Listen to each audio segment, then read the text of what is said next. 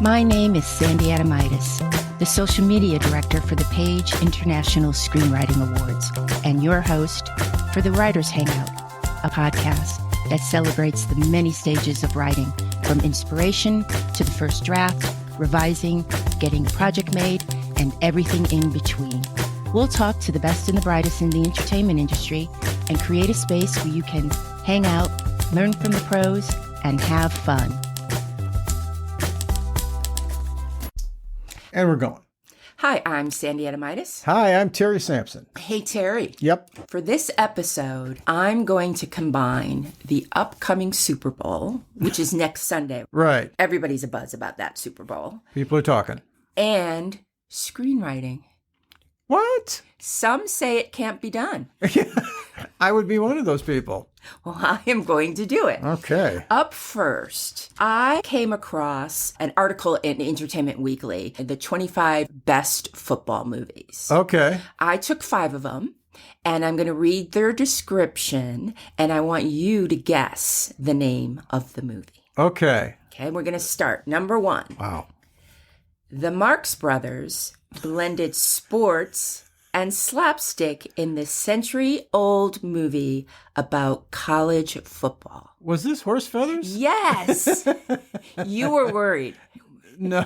That you weren't going to get one well, of these, when you said football and then you said, it's Yes. a ridiculously ridiculous it's movie. One of you love the Marx Brothers. I love Of them. the Marx Brothers, do you like this movie, Horse Feathers? Oh, yes, because it's so ridiculous. Now, the classic infamous song, do you know what the... And that from that movie? Yes, do you remember that song? It's not Hello, I Must Be Going, is it? Whatever it is, I'm against it. I love that. We need more of that in our society. It starred all the Marx Brothers, including Zeppo. Next one. This film may have received a Best Picture nomination and earned the lead an Oscar, but the film is not void of criticism. A biographical sports drama that tracks the relationship between a homeless high school student brimming with athletic talent and the Memphis-based family who took him in. Right. Of course, we've talked about this movie. Yes. And I can't think of the title right this minute, but it is... Did I blind you with this question? Blindside. Yes. Yes. And of course, that was Sandra Bullock We and love Michael her. Orr and the Toohey family. Yeah.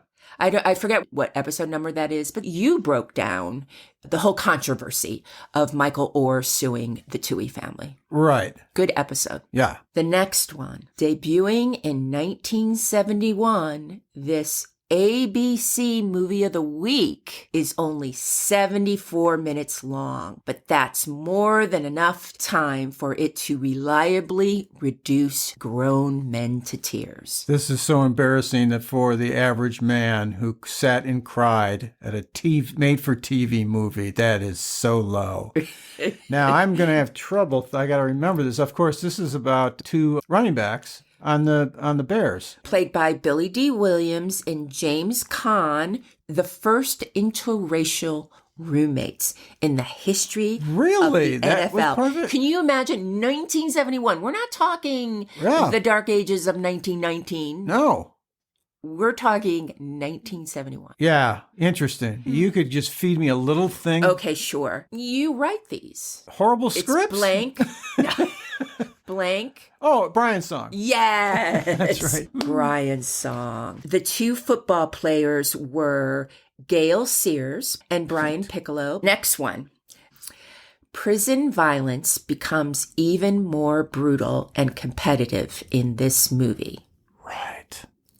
It's got Burt Reynolds. Reynolds stars as a former NFL player, Paul Crewe, who was kicked out of the league for shaving points and thrown into prison for stealing his girlfriend's car and leading the police in a drunken chase. Now stuck behind bars where his cheating and celebrity work against him, Crewe soon assembles a team of prisoners to face off against the guards in an exhibition game. Yeah.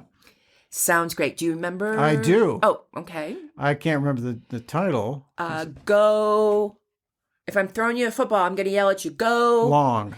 And that's in the title. Okay, long. And go out and play in the park? Yard. Oh. Put it together. The longest yard. Oh, the longest yard. Yes. Again, this was from a Entertainment Weekly article, the 25 best football movies of all time, ranked by Alana Gordon, and I took out 5. Okay. Last one. Of the ones that impacted me, this one actually has the word lion in it, right? Is this the one you're picking?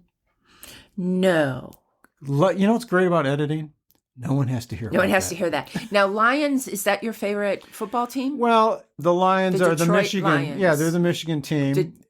Michigan or Detroit? I mean, I know that's all Michigan connected. is in Detroit, but Detroit is in Michigan. However, you know.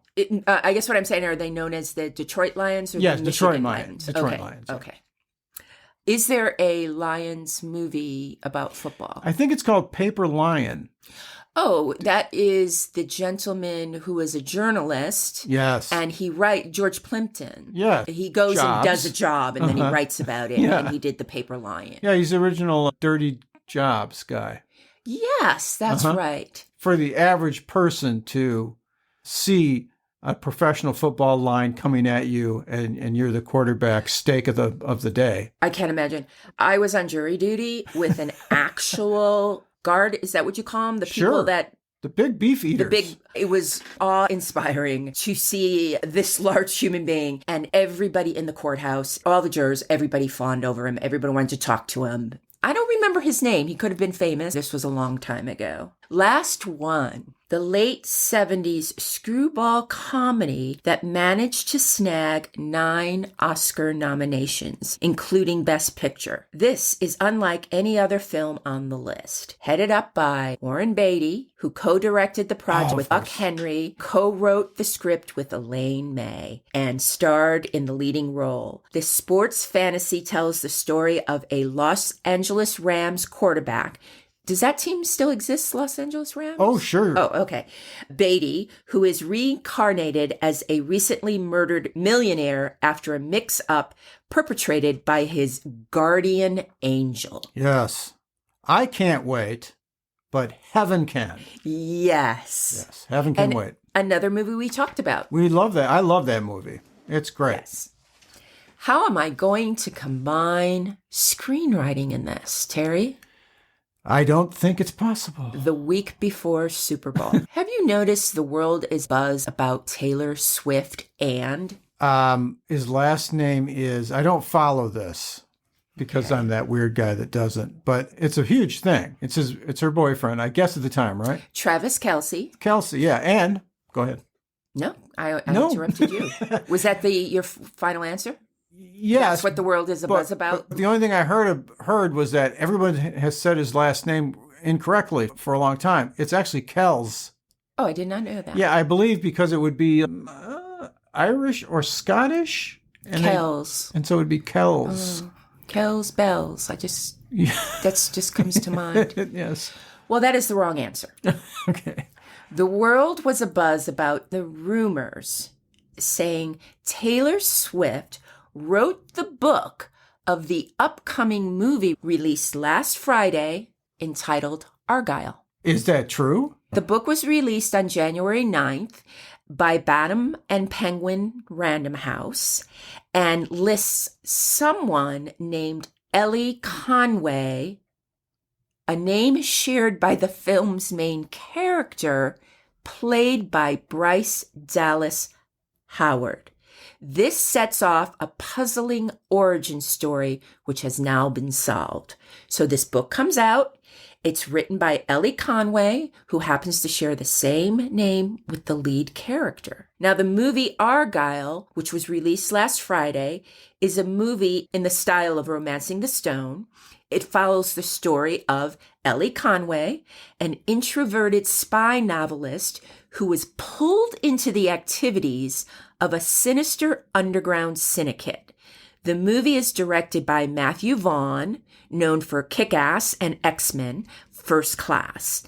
The script is written by Jason Fuchs, who previously wrote the movie Wonder Woman. Bryce Dallas Howard, again, who plays Elly Conway, the lead, is the J.K. Rowling of spy books. She's agoraphobic. Her idea of a hot date is staying at home, writing more of her book with her cat for company. She's not a victim because she's really successful and really funny and really smart, but she has issues.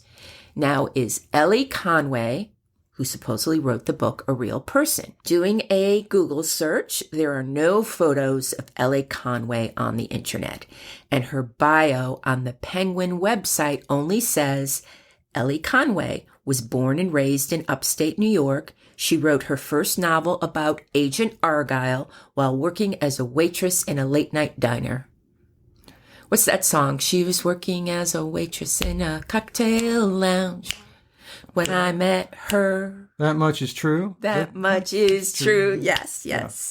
Now, there have been some online attempts to pass Elly Conway off as real. She has an account on X and Instagram, but there's only a couple of vague posts, and there's no way of validating really who's running both accounts. The book dedication reads, "For Mom and Dad who have been by my side every step of the way." It's very vague.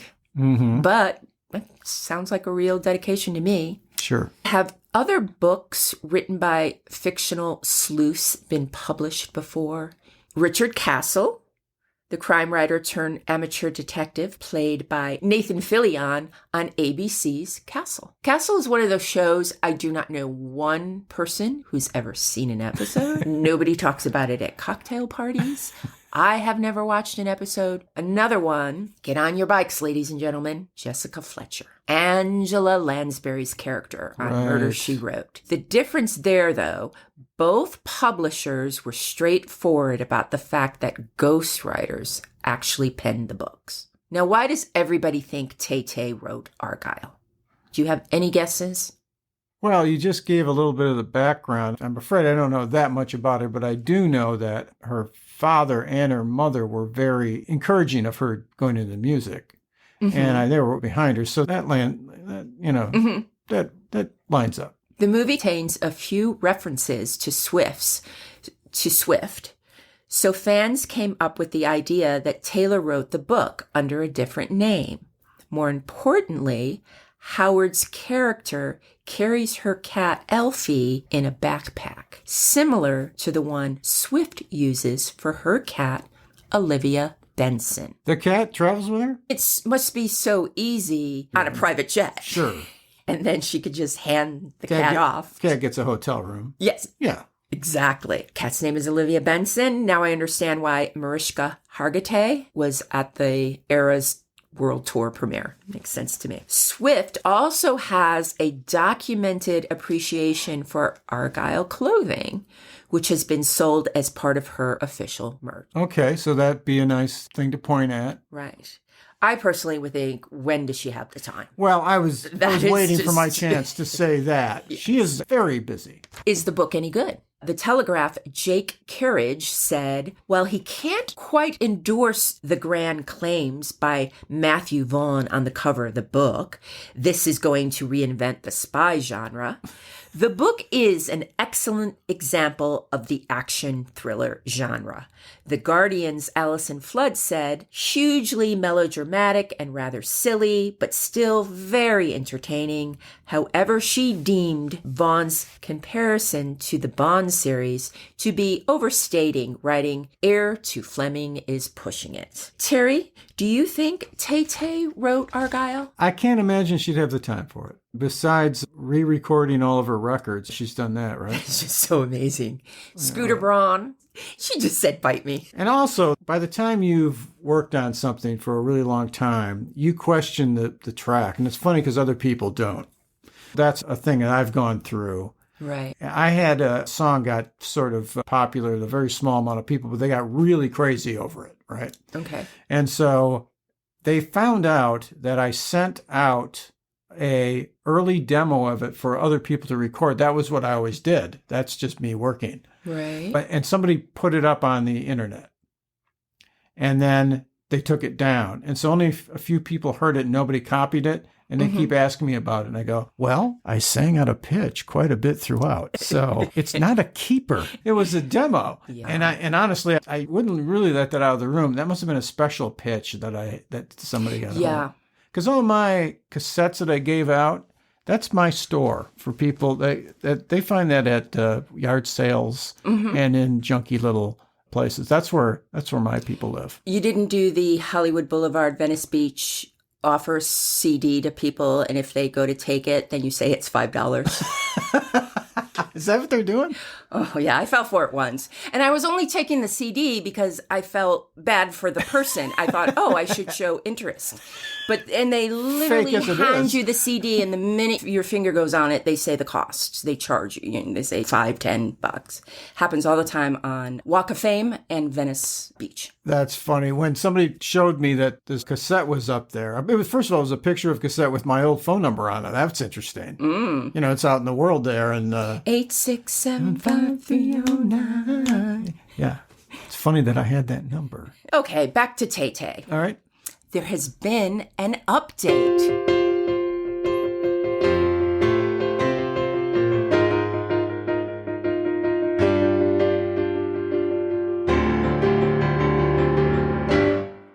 Terry, are we paying the musicians by the hour? We can't afford this.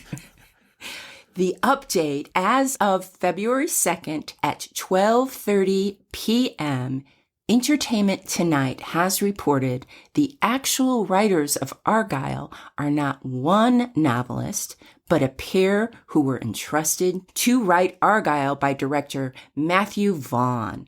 Terry Hayes, the Australian author and screenwriter, best known for 2013's I Am Pilgrim, and Tammy Cohen, a British writer of psychological thrillers. Not even one tie-tie. Nope. You see, Matthew was in all of this all along, leaning into perhaps that Taylor Swift wrote it and making this all kind of very vague on X. They really leaned into this. I don't mind this. I like fun promotional. Back in the day, there's legend has it that a script called Tick Tick, the Bomb, not Tick Tick Boom, but it was like the bomb or the ticking bomb. And this was back when scripts were delivered to studios on Friday, and they had to do a weekend read and then decide on Monday if they were going to purchase the script. They sent out the script with a ticking clock. I think that's cute. I like all those little promotional things. That was a long story for a very that's a good one. Vague promotional item, don't you think? Okay, so last Friday, it finally came out who wrote Argylle. Now, they asked these writers, what do you think about this mystery? What do you think about all this?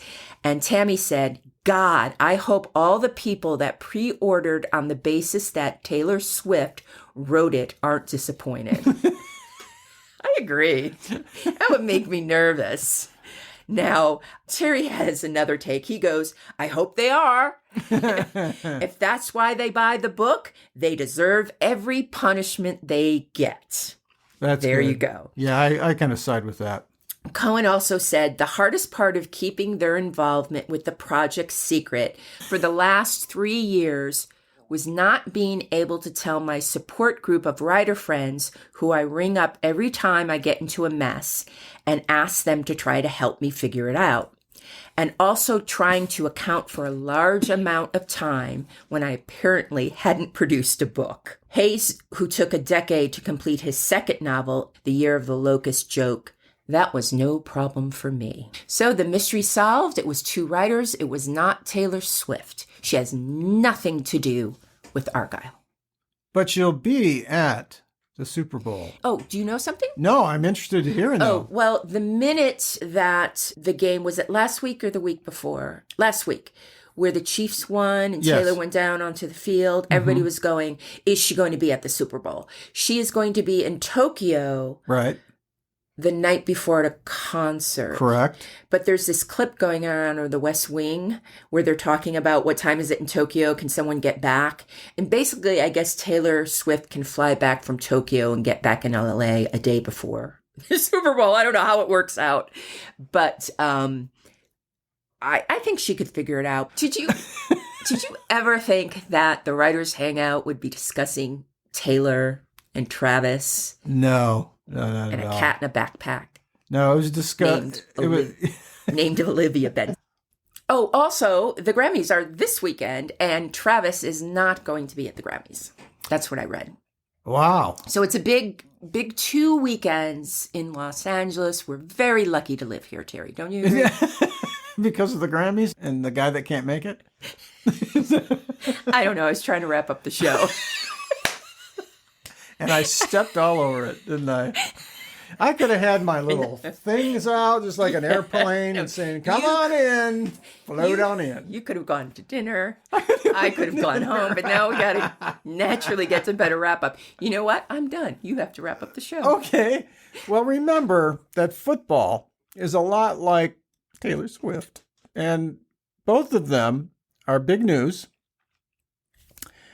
They take planes to go places. And they have big shows. So the big show is this upcoming Sunday, because this will be out after a day that is not Sunday. You are really good at this. I believe you're jesting. But anyway, so the big game will be out. People will watch it, but I think the best part is when we go to the same party. Yes, we will be together on Super Bowl Sunday. Yeah, we have for years. At Chris and Wally's. Yeah. Shout out to Chris and Wally. Yeah, hey. Thanks, guys. And we will love talking. That's the real thing for me on the Super Bowl. I've never really had a team there that I was following. Mm-hmm. I'm never my teams are never in the Super Bowl. Right. So it's fun to chit-chat. I really enjoy that part. And the food. And that's a wrap for the Writers Hangout. Thanks so much for listening. If you enjoyed the show, please take a moment to leave us a review on Apple Podcasts. Your positive feedback will help us keep the show going so we can continue bringing you more future episodes. Remember, keep writing. The world needs your stories. The Writers Hangout is sponsored by the Page International Screenwriting Awards with executive producer Kristin Overn, producer Sandy Adomaitis, and myself, Terry Sampson. And our music is composed by Ethan Stoller.